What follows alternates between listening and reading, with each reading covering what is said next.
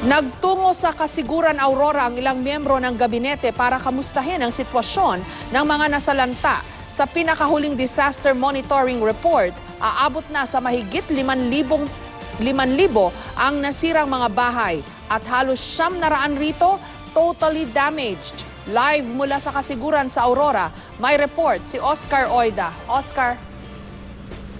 Yes, Jessica, sa buong maghapon, nagpatuloy nga ang pag-igi ng panahon dito sa Kasiguran. Pero sa kabila nito, kapansin-pansin na marami pa rin ang hindi pa tuluyan nakakabangon sa tindi ng pinsalang iniwan ng Bagyong Lando.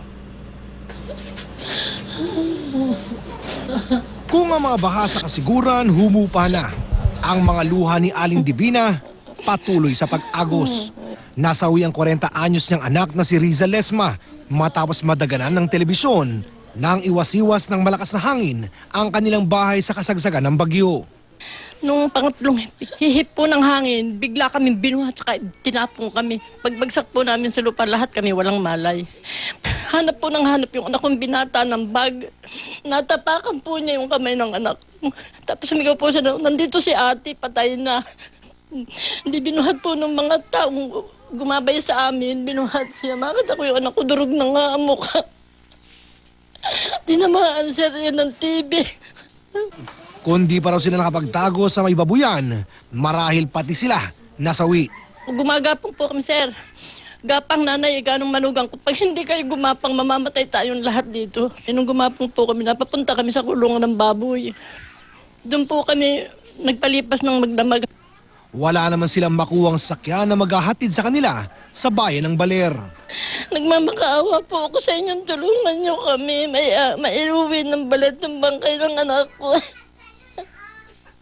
Halos buong pamilya nila ngayon nangangailangan ng medikal na atensyon, bunsod ng mga tinamong pinsala sa katawan. Ang 14 anyos nga na si Claire Baldado, bunsod ng nangyari. Magdamag po siyang walang malay. Tapos nung i-rescue po kami nung umaga, diniretso nga po siya sa hospital. Nilabas lang din po namin siya nung pangalawang hapon kasi hindi daw siya admission kasi nga po kailangan siya i-x-ray sa ibaba. Kaya naman nang magsadya dito kanina si DSWD Secretary Dinky Soliman para maghatid ng tulong. Agad naming idinulog ang sitwasyon ng pamilya ni Claire, lalo't nawasak ang ospital ng Kasiguran.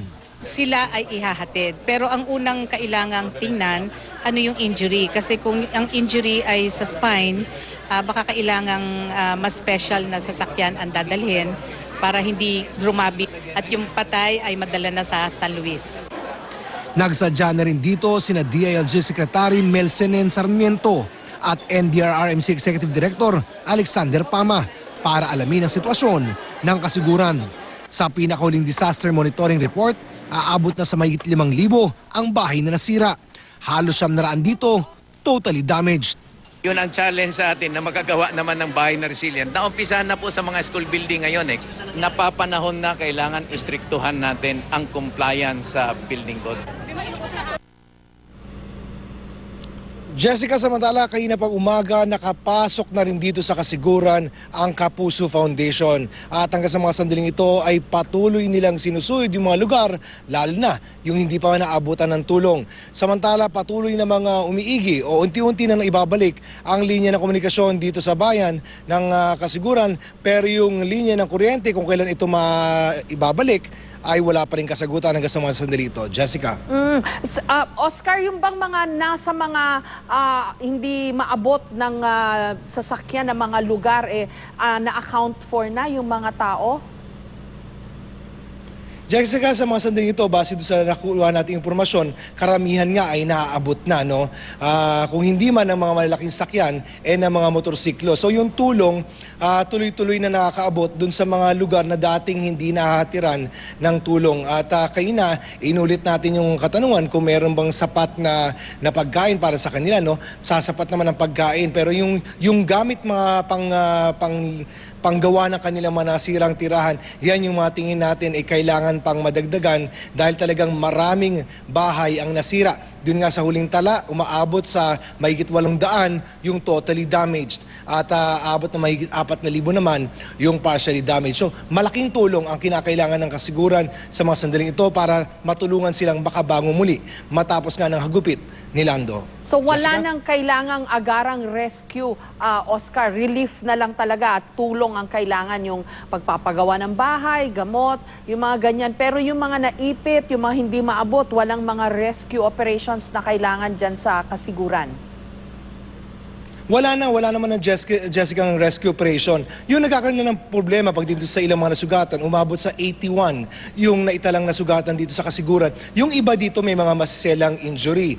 Yung katulad nung kanina kay Claire na nadali yata sa spine at hindi siya makatayo, no? Hindi siya basta-basta magalaw. Yung mga ganong klaseng concern, kailangan yun gagamitan ng mga ambulansya o anumang transportasyon kung saan magiging stable yung biktima nang sa gano'y hindi grumabe ang pinsala niya sa katawan sa oras na i-transfer na siya dyan sa may baler, Jessica. Maraming salamat at ingat kayo dyan sa Aurora, Oscar Oida.